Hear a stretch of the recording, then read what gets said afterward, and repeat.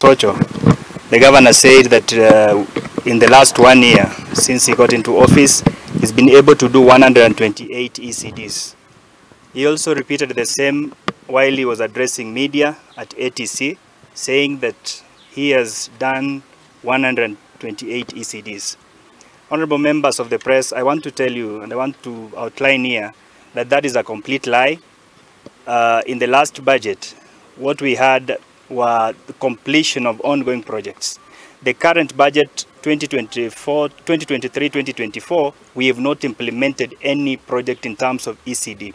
In the last budget, as the governor was saying, which was purported to have had the 128 classes, the money that was there was for completion of projects that had been in the previous budget.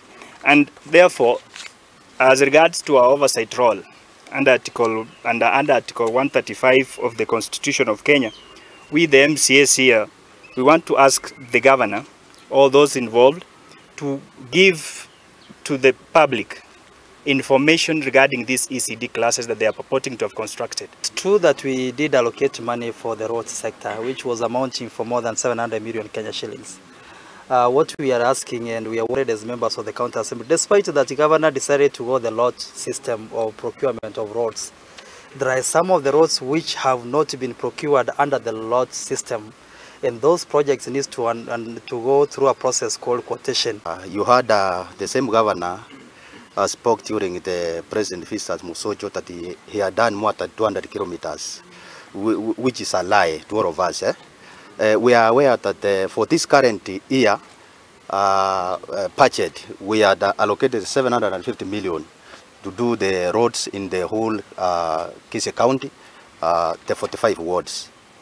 And since we passed that budget in June,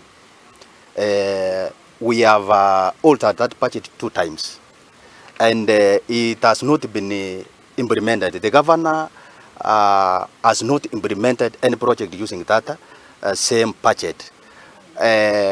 Only that he had procured around 9 under the 9 sub-counties.